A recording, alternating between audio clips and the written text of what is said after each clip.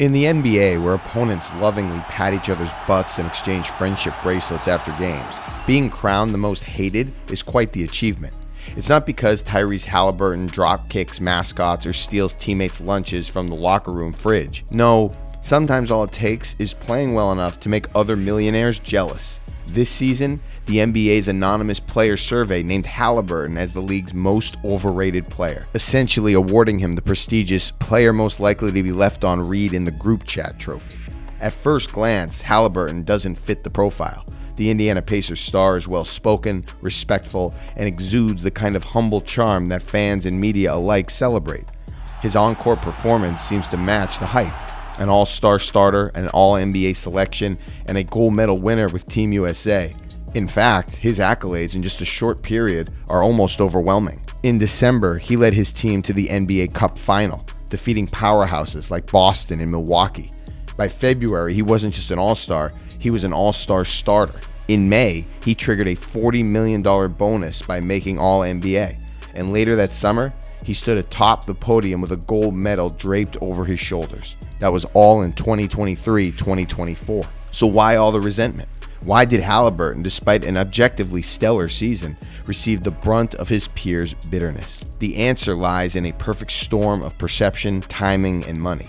NBA players, perhaps more than any other professional athletes, are keenly aware of the hierarchy within their league. They know who's paid what, who's deemed a superstar, and who gets the global spotlight.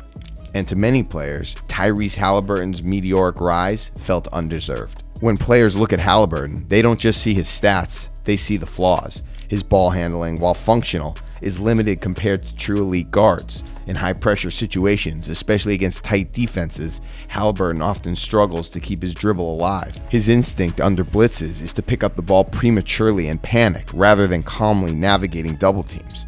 When facing one-on-one defenders, his offensive repertoire feels shallow. If his initial drive is cut off, there are few counters in his game, often resulting in off-balance shots or turnovers.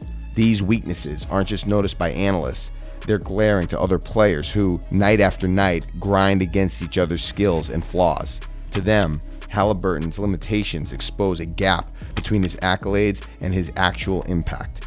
It's one thing to be great against poor defensive schemes or in regular season shootouts. It's another to dominate when playoff pressure and elite defenses close in. Then there's the money. NBA players deeply respect the grind and the paycheck that comes with it.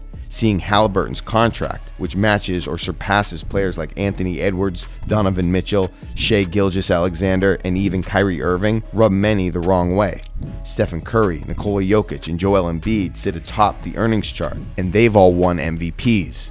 But Haliburton, he's getting paid at superstar rates without the postseason pedigree or the years of dominance typically required to justify such figures. The Olympic selection only poured fuel on the fire.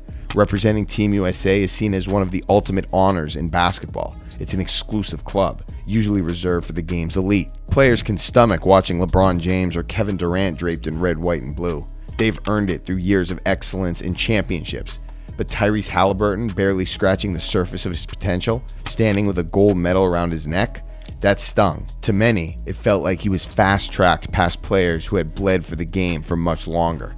Adding insult to injury, Haliburton's success wasn't necessarily tied to deep playoff runs or heroic performances under the brightest lights. While the Pacers' Eastern Conference Finals appearance in 2024 was impressive, it wasn't the fairy tale rise or dominant run that cements a player's legendary status. Instead, it felt to many players like Haliburton was getting accolades for being good enough rather than great. It's important to note that some of the resentment likely comes from pure jealousy. NBA players are hyper-competitive by nature. They measure themselves against their peers consistently. Watching a player who they believe they could beat one-on-one receive more money, recognition, and opportunity than them can breed bitterness. But there's also a valid basketball argument beneath the emotional reaction. Players respect skills. They admire toughness, clutch performances, and the ability to dominate under pressure. While Haliburton shines brightly against weak defenses in open space, his struggles at times against playoff-level intensity raise legitimate questions about how elite he truly is. Ironically, the same survey that crowned Haliburton as most overrated named Cade Cunningham as the most underrated. Once ridiculed as fraud Cunningham and compared to draft busts like Anthony Bennett, Cade flipped the script. This season, he led the Pistons to a rare playoff appearance, averaging 26.1 points and 9.1 assists while finally staying healthy. NBA players recognized real growth, resilience, and leadership, qualities they felt were missing from Haliburton's rapid ascent. The story of the most hated man in the NBA this year isn't about a villain twirling a mustache or throwing punches on the court. It's about respect. It's about the unwritten rules that govern the league's internal hierarchy. Tyrese Haliburton's rapid rise, while remarkable, violated those rules in the eyes of many. Ultimately, Haliburton's journey through this wave of criticism will define the next stage of his career. Will he rise to the challenge, evolving into the kind of player even his harshest critics must respect? Or will he settle into the role of good, not great, forever carrying the label of most overrated, despite his glittering resume? For now, Tyrese Haliburton wears an uncomfortable crown in the NBA, not one you'd want on your LinkedIn profile. He's basically the player version of pineapple on pizza. Some love him, others are irrationally angry about his existence. The most hated man in the NBA isn't out here stealing candy from babies or double parking at team facilities. He's just a guy who made the rookie mistake of being good enough to make others insecure. In the NBA, greatness isn't given, it's taken. Much like how veterans take rookies' luggage and make them carry pink backpacks as team tradition.